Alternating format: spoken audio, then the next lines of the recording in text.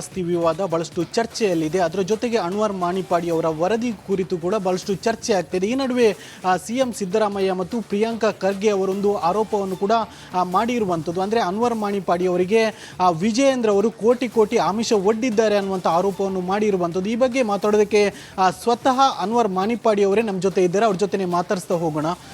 ಸಿದ್ದರಾಮಯ್ಯ ಮತ್ತು ಖರ್ಗೆ, ಪ್ರಿಯಾಂಕಾ ಖರ್ಗೆ ಅವರೊಂದು ಈಗ ಏನು ಆರೋಪ ಮಾಡಿರುವಂಥದ್ದು, ಅಂದರೆ ವಿಜಯೇಂದ್ರ ಅವರು ಈ ಒಂದು ಇದನ್ನು ಮುಚ್ಚಿ ಹಾಕುವುದಕ್ಕೆ ನಿಮಗೆ ಕೋಟಿ ಕೋಟಿ ಲಂಚದ ಆಮಿಷ ಒಡ್ಡಿದ್ದಾರೆ ಅಂತ ಏನು ಹೇಳ್ತೀರಾ? ಈಗ ನಾನು ಸತ್ಯ ಹೇಳಬೇಕಾದ್ರೆ 2012-13 ನಾನು ವರದಿ ಕೊಟ್ಟ ಸಂದರ್ಭದಲ್ಲಿ ವಿಜೇಂದ್ರ ಸೇನೆಯಲ್ಲೇ ಇದ್ದಿಲ್ಲ. ಅವರು ಯಾರು ಅಂತ ಕೂಡ ನಮ್ಗೆ ಗೊತ್ತಿದ್ದಿಲ್ಲ. ವಿಜೇಂದ್ರ ಯಾವುದು ಬಂದಿದ್ದರೆ ಮೊನ್ನೆ ಜಾಗದಲ್ಲಿ ಬಂದಿರ್ಬೋದು. ಅವರು ಉಪಾಧ್ಯಕ್ಷ ಆಗಿದ್ದಾಗ ನಮ್ಮ ಸರ್ಕಾರ, ನಮ್ಮ ಪಾರ್ಟಿ ಸರ್ಕಾರ ನಡೆಸ್ತಾ ಇತ್ತು. ಆಗ ಪಾರ್ಟಿ ಆಫೀಸಲ್ಲಿ ನನಗೂ ಮತ್ತು ವಿಜೇಂದ್ರ ಅವರಿಗೆ ಮಾತಾಗಿ ನಾನು ಹೇಳಿದೆ, ಈಗ ಕಾಂಗ್ರೆಸ್ನಲ್ಲಿ ನಾವಿರಬೇಕಾದ್ರೆ ನನ್ನ ವರದಿ ಯಾಕೆ ಮಂಡನೆ ಮಾಡೋದು, ದಯವಿಟ್ಟು ಮಂಡನೆ ಮಾಡಬೇಕಂತೇಳಿ. ಆದರೆ ನೀವು ಭಾಳಷ್ಟು ದಣಿದಿದ್ದೀರಾ, ಹೋರಾಟ ಮಾಡಿ ನಿಮ್ಮ ಇದನ್ನೆಲ್ಲ ಕಳ್ಕೊಂಡಿದ್ದೀರಾ, ಯಾಕೆ ಈಗ ಮುಂದುವರಿಸಿ ಅದನ್ನು ಕ್ಲೋಸ್ ಮಾಡುವ ಅಂತ ಹೇಳಿದರು. ಅದಕ್ಕೆ ನಾನು ಕೋಪಗೊಂಡು ಭಾಳಷ್ಟು ಮಾತಾಡಿದ್ದೀನಿ. ಏನೆಲ್ಲ ಮಾತಾಡಿದ್ರೆ ಖಂಡಿತ ನೆನಪಿಲ್ಲ ನನಗೆ. ಮತ್ತು 150 ಕೋಟಿ ಅಂತ ಹೇಳಿದಂಗೆ ಯಾವ ಒಂದು ಕೂಡ ಗೊತ್ತಿಲ್ಲ. ಅದು ಖಂಡಿತ ನನಗೆ ಅವರು ಅಷ್ಟು ದುಡ್ಡಂಗೆ ಅವರು ಆಫರೇ ಮಾಡಿಲ್ಲ. ನನಗೆ ಅವರು ಯಾವುದೇ ಆಫರ್ ಮಾಡಿಲ್ಲ ಅಂತೇಳಿ ದಾಖಲೆ ಕೂಡ ಬಿಡುಗಡೆ ಮಾಡಿದ್ದಾರೆ. ನೀವು ನೋಡಿ, ಆ ದಾಖಲೆ ಹೇಗಿರ್ಬೋದು ನನಗೆ ಗೊತ್ತಿಲ್ಲ. ಯಾಕಂತ ಹೇಳಿದ್ರೆ ನಾನು ಹೇಳಿದಾಗೆ ಯಾರೆಲ್ಲ ನನ್ನ ಈ ವರದಿಗೆ ತೊಂದರೆ ಕೊಡ್ತಾರೋ ಅಥವಾ ತಡೆ ಒಡ್ಡುತ್ತಾರೋ ಅವ್ರ ವಿಚಾರದಲ್ಲಿ ನಾನು ಸಿಕ್ಕಾಪಟ್ಟೆ ನಾನು ಮಾತಾಡಿದ್ದೇನೆ. ಭಾಳಷ್ಟು ಟಿ ವಿಯಲ್ಲಿ ಮತ್ತು ಪ್ರಶ್ನೆಯೆಲ್ಲ ಮಾತಾಡಿದ್ದೇನೆ. ಅದು ಸತ್ಯ. ಅದೇ ಮಾತಾಡುವ ಸಂದರ್ಭದಲ್ಲಿ ನೀವು ಅದನ್ನು ಕೂಡ ಪ್ರಸ್ತಾಪ ಮಾಡಿದ್ರಿ ಅನ್ನುವಂಥ ಸಣ್ಣ ತುಣುಕು ಬಿಟ್ಟಿರುವಂಥದ್ದು. ಈಗ ಅವರು ಒಂದು ದಾಖಲೆ ಬಿಡುಗಡೆ ಮಾಡಿದ್ದಾರೆ. ಅವ್ರನ್ನಾಗ ಆಫರ್ ಮಾಡಿಲ್ಲ. ಕಾಂಗ್ರೆಸ್ ಅವರು ಆಫರ್ ಮಾಡಿ ತಗೊಂಡು ಕ್ಲೋಸ್ ಮಾಡಿ ಯಾಕೆ ನೀವು ಇಷ್ಟು ಕಷ್ಟಪಡ್ತೀರ ಅಂತ ಹೇಳಿರ್ಬೋದು ಅವರು. ಅದಕ್ಕೆ ನಾನು ತಕ್ಕ ಉತ್ತರ ಕೊಟ್ಟಿದ್ದೇನೆ ಅವರಿಗೆ. ಅಲ್ಲಿಂದ ಅವರನ್ನು ಪಾರ್ಟಿ ಆಫೀಸಿಂದ ಓಡಿಸಿದ್ದೇನೆ ನಾನು ಅಷ್ಟೇ. ಕಾಂಗ್ರೆಸ್ನವರು ಹಾಗಾದರೆ ಆಫರ್ ಮಾಡಿದ್ರಿ ಅಂತ ಹೇಳ್ತೀರಾ? ಕಾಂಗ್ರೆಸ್ನವರು ಭಾಳಷ್ಟು ಆಫರ್ ಮಾಡಿದ್ದಾರೆ, ಒಂದೆರಡಲ್ಲ. ನನಗೆ ನಂತರ ಅಮೇರಿಕನ್ ವೀಸಾ ಇದ್ದವರಿಂದ ನೀವು ಅಮೇರಿಕದ ಹೋಗಿ ಸ್ವಲ್ಪ ಹೊತ್ತೀರಿ, 1 ವರ್ಷ ಅಲ್ಲೇ ಇರಿ, ಆಮೇಲೆ ಬನ್ನಿ, ನಿಮಗೆ ದುಡ್ಡು ಎಷ್ಟು ಬೇಕಂತ ಹೇಳಿ ನಾನು ಅಲ್ಲಿ ಕೊಡ್ತೇವೆ ಅಂತ ಕೂಡ ಅವನಿಗೆ ಆಫರ್ ಮಾಡಿದ್ರು. ನನಗೆ ಯಾರು ಕಾಂಗ್ರೆಸ್ಸಿಂದ ಆಫರ್ ಮಾಡಿದ್ರು? ನಾವು ರಿಪೋರ್ಟ್ ನೋಡಿದರೆ ಅದನ್ನು ಯಾರ್ಯಾರು ಎಲ್ಲ ಇದ್ದಾರೆ, ತಪ್ಪಿತಸ್ಥರು ಇದ್ದಾರೆ, ಅವರು ಅವರ ಜನಗಳೆಲ್ಲ ಬಂದು ನನಗೆ ಬೇರೆ ಬೇರೆ ವಿಧಾನದಲ್ಲಿ ಬೇರೆ ಬೇರೆ ರೀತಿಯಲ್ಲಿ ನನಗೆ ಆಮಿಷ ಒಡ್ಡಿದ್ದಾರೆ. ಈಗ ಅವರು ಅಷ್ಟು ಕಾನ್ಫಿಡೆಂಟ್ ಆಗಿ ವಿಜಯೇಂದ್ರ ಅಂತ ಹೇಳ್ತಾರೆ, ಹಾಗಾದರೆ ನೀವು ಅವರು ಯಾರಂತ ಹೇಳ್ಬೋದಲ್ವ? ನಿಜವಾಗಿ ಹೇಳಬೇಕಾದ್ರೆ ವಿಜೇಂದ್ರ ಅವರ ಮೇಲೆ ಕೂಡ, ಯಡಿಯೂರಪ್ಪ ಅವ್ರ ಮೇಲೆ ಕೂಡ ಭಾಳಷ್ಟು ಒತ್ತಡ ಕಾಂಗ್ರೆಸ್ಸಲ್ಲಿ ಇರ್ಬೋದಿತ್ತು. ಆದ್ದರಿಂದ ನಾನು ಕೂಡ ಭಾಳ ಸೋತಿದ್ದೇನೆ. ಆದ್ದರಿಂದ ವಿಜೇಂದ್ರ ಏನೋ ಅಂತ ಹೇಳಿರ್ಬೋದು. ಅದು ಇದು ಅಲ್ಲಿಗಿಲ್ಲಿ ಮುಟ್ಟು ಸಂದರ್ಭ ಅಲ್ಲ. ನೀವು ಯಾಕೆ ಇಷ್ಟು ಕಷ್ಟಪಡ್ತೀರಾ, ನೀವು ಅದನ್ನು ಸ್ಟಾಪ್ ಮಾಡಿಬಿಟ್ಟು ಹೇಳಿರ್ಬೋದು. ಯಾಕಂದರೆ ಅಂದು ಶುರು ಮಾಡಿದ ಹೋರಾಟವನ್ನು ಇಂದಿನವರೆಗೆ ಅದನ್ನು ಕಂಟಿನ್ಯೂ ಮಾಡ್ತಾ ಹೋಗ್ತಿದ್ದೇನೆ. ಸ್ವಾಗತ. ಅವರಿಗೆ ಅಲ್ಪಸಂಖ್ಯಾತ ಕಿಂಚಷ್ಟು ಪ್ರೀತಿ ಇದ್ದರೆ ಸಿದ್ದರಾಮಯ್ಯವರು ಈಗ ಆ ರಿಪೋರ್ಟನ್ನು CBI ಕೊಡಬೇಕು. ಅವರು ಆಗ ಗೊತ್ತಾಗುತ್ತೆ ಎಷ್ಟು ಸುಳ್ಳ ಎಷ್ಟು ಸತ್ಯ ಅಂತಿಲ್ಲ ಅವರು.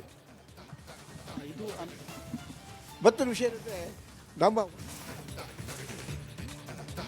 ಆಸ್ತಿ ವಿವಾದ ಬಹಳಷ್ಟು ಚರ್ಚೆಯಲ್ಲಿದೆ. ಅದರ ಜೊತೆಗೆ ಅನ್ವರ್ ಮಾಣಿಪಾಡಿ ಅವರ ವರದಿ ಕುರಿತು ಕೂಡ ಬಹಳಷ್ಟು ಚರ್ಚೆ ಆಗ್ತಿದೆ. ಈ ನಡುವೆ ಸಿಎಂ ಸಿದ್ದರಾಮಯ್ಯ ಮತ್ತು ಪ್ರಿಯಾಂಕಾ ಖರ್ಗೆ ಅವರೊಂದು ಆರೋಪವನ್ನು ಕೂಡ ಮಾಡಿರುವಂಥದ್ದು. ಅಂದರೆ ಅನ್ವರ್ ಮಾಣಿಪಾಡಿ ಅವರಿಗೆ ವಿಜಯೇಂದ್ರ ಅವರು ಕೋಟಿ ಕೋಟಿ ಆಮಿಷ ಒಡ್ಡಿದ್ದಾರೆ ಅನ್ನುವಂಥ ಆರೋಪವನ್ನು ಮಾಡಿರುವಂಥದ್ದು. ಈ ಬಗ್ಗೆ ಮಾತಾಡೋದಕ್ಕೆ ಸ್ವತಃ ಅನ್ವರ್ ಮಾಣಿಪಾಡಿ ಅವರೇ ನಮ್ಮ ಜೊತೆ ಇದ್ದಾರೆ. ಅವ್ರ ಜೊತೆ ಮಾತಾಡಿಸ್ತಾ ಹೋಗೋಣ.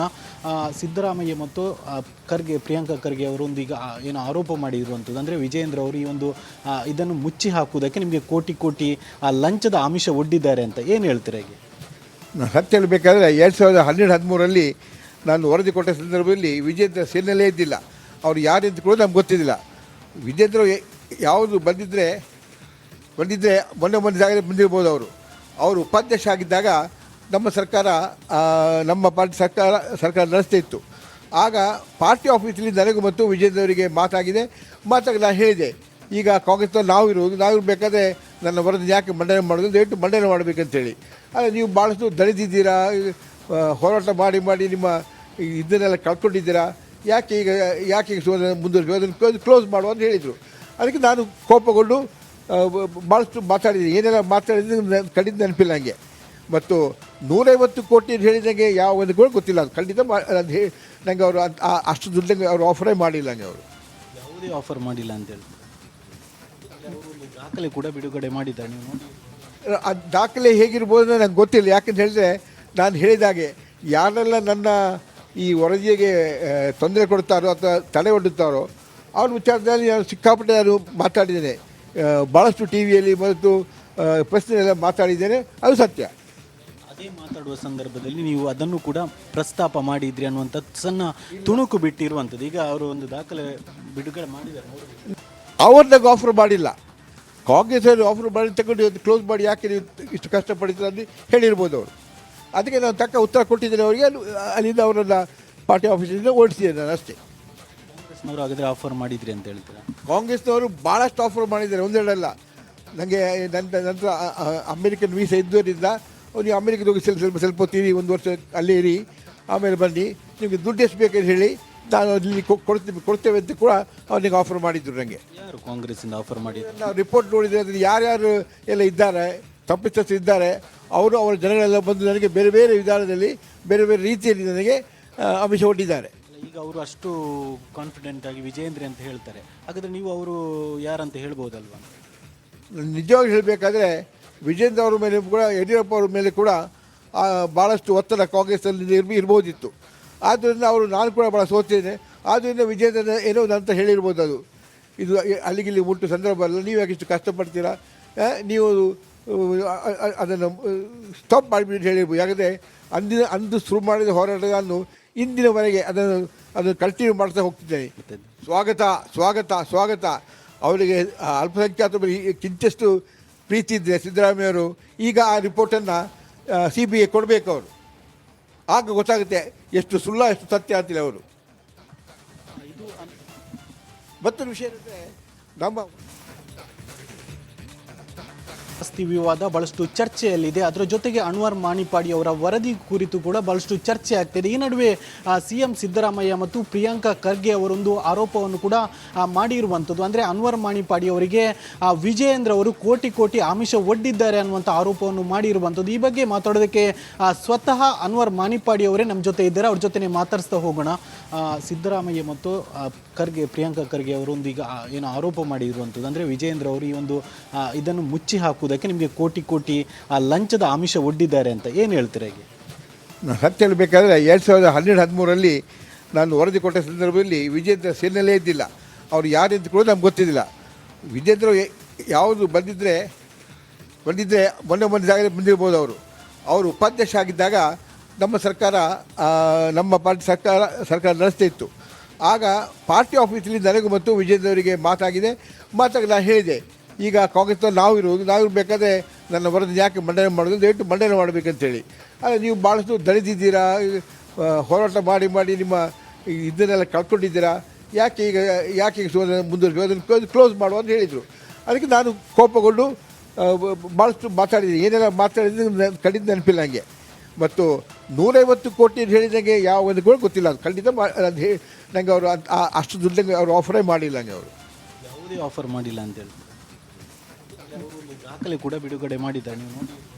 ಆ ದಾಖಲೆ ಹೇಗಿರ್ಬೋದು ನನಗೆ ಗೊತ್ತಿಲ್ಲ. ಯಾಕಂತ ಹೇಳಿದ್ರೆ ನಾನು ಹೇಳಿದಾಗೆ ಯಾರೆಲ್ಲ ನನ್ನ ಈ ವರದಿಗೆ ತೊಂದರೆ ಕೊಡ್ತಾರೋ ಅಥವಾ ತಡೆ ಒಡ್ಡುತ್ತಾರೋ ಅವ್ರ ವಿಚಾರದಲ್ಲಿ ನಾನು ಸಿಕ್ಕಾಪಟ್ಟೆ ನಾನು ಮಾತಾಡಿದ್ದೇನೆ. ಭಾಳಷ್ಟು ಟಿ ವಿಯಲ್ಲಿ ಮತ್ತು ಪ್ರೆಸ್ನೆಲ್ಲ ಮಾತಾಡಿದ್ದೇನೆ, ಅದು ಸತ್ಯ. ಅದೇ ಮಾತಾಡುವ ಸಂದರ್ಭದಲ್ಲಿ ನೀವು ಅದನ್ನು ಕೂಡ ಪ್ರಸ್ತಾಪ ಮಾಡಿದ್ರಿ ಅನ್ನುವಂಥದ್ದು ಸಣ್ಣ ತುಣುಕು ಬಿಟ್ಟಿರುವಂಥದ್ದು. ಈಗ ಅವರು ಒಂದು ದಾಖಲೆ ಬಿಡುಗಡೆ ಮಾಡಿದ್ದಾರೆ, ನೋಡಿ. ಅವ್ರನ್ನಾಗ ಆಫರ್ ಮಾಡಿಲ್ಲ, ಕಾಂಗ್ರೆಸ್ ಅವರು ಆಫರ್ ಮಾಡಿ ತಗೊಂಡು ಕ್ಲೋಸ್ ಮಾಡಿ ಯಾಕೆ ನೀವು ಇಷ್ಟು ಕಷ್ಟಪಡ್ತೀರ ಅಂತ ಹೇಳಿರ್ಬೋದು ಅವರು. ಅದಕ್ಕೆ ನಾನು ತಕ್ಕ ಉತ್ತರ ಕೊಟ್ಟಿದ್ದೇನೆ ಅವರಿಗೆ. ಅಲ್ಲಿಂದ ಅವರನ್ನು ಪಾರ್ಟಿ ಆಫೀಸಿಂದ ಓಡಿಸಿದ್ದೇನೆ ನಾನು ಅಷ್ಟೇ. ಕಾಂಗ್ರೆಸ್ನವರು ಹಾಗಾದರೆ ಆಫರ್ ಮಾಡಿದ್ರಿ ಅಂತ ಹೇಳ್ತೀರಾ? ಕಾಂಗ್ರೆಸ್ನವರು ಭಾಳಷ್ಟು ಆಫರ್ ಮಾಡಿದ್ದಾರೆ, ಒಂದೆರಡಲ್ಲ. ನನಗೆ ನಂತರ ಅಮೇರಿಕನ್ ವೀಸಾ ಇದ್ದವರಿಂದ ನೀವು ಅಮೇರಿಕದ ಹೋಗಿ ಸ್ವಲ್ಪ ಹೊತ್ತೀರಿ, ಒಂದು ವರ್ಷ ಅಲ್ಲೇ ಇರಿ, ಆಮೇಲೆ ಬನ್ನಿ, ನಿಮಗೆ ದುಡ್ಡು ಎಷ್ಟು ಬೇಕಂತ ಹೇಳಿ ನಾನು ಅಲ್ಲಿ ಕೊಡ್ತೇವೆ ಅಂತ ಕೂಡ ಅವ್ರಿಗೆ ಆಫರ್ ಮಾಡಿದ್ರು. ನನಗೆ ಯಾರು ಕಾಂಗ್ರೆಸ್ಸಿಂದ ಆಫರ್ ಮಾಡಿದ್ರು? ನಾವು ರಿಪೋರ್ಟ್ ನೋಡಿದರೆ ಅದರಲ್ಲಿ ಯಾರ್ಯಾರು ಎಲ್ಲ ಇದ್ದಾರೆ, ತಪ್ಪಿತಸ್ಥರು ಇದ್ದಾರೆ, ಅವರು ಅವರ ಜನಗಳೆಲ್ಲ ಬಂದು ನನಗೆ ಬೇರೆ ಬೇರೆ ವಿಧಾನದಲ್ಲಿ ಬೇರೆ ಬೇರೆ ರೀತಿಯಲ್ಲಿ ನನಗೆ ಆಮಿಷ ಒಡ್ಡಿದ್ದಾರೆ. ಈಗ ಅವರು ಅಷ್ಟು ಕಾನ್ಫಿಡೆಂಟ್ ಆಗಿ ವಿಜಯೇಂದ್ರ ಅಂತ ಹೇಳ್ತಾರೆ, ಹಾಗಾದರೆ ನೀವು ಅವರು ಯಾರಂತ ಹೇಳ್ಬೋದಲ್ವಾ? ನಿಜವಾಗಿ ಹೇಳಬೇಕಾದ್ರೆ ವಿಜೇಂದ್ರ ಅವರ ಮೇಲೆ ಕೂಡ ಯಡಿಯೂರಪ್ಪ ಅವರ ಮೇಲೆ ಕೂಡ ಭಾಳಷ್ಟು ಒತ್ತಡ ಕಾಂಗ್ರೆಸ್ಸಲ್ಲಿ ಇರ್ಬೋದಿತ್ತು. ಆದ್ದರಿಂದ ನಾನು ಕೂಡ ಭಾಳ ಸೋತಿದ್ದೇನೆ.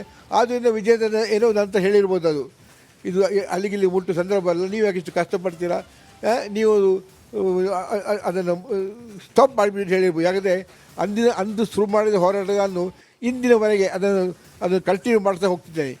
ಸ್ವಾಗತ ಸ್ವಾಗತ ಸ್ವಾಗತ. ಅವರಿಗೆ ಅಲ್ಪಸಂಖ್ಯಾತರ ಕಿಂಚಷ್ಟು ಪ್ರೀತಿ ಇದ್ದರೆ ಸಿದ್ದರಾಮಯ್ಯವರು ಈಗ ಆ ರಿಪೋರ್ಟನ್ನು CBI ಕೊಡಬೇಕು ಅವರು.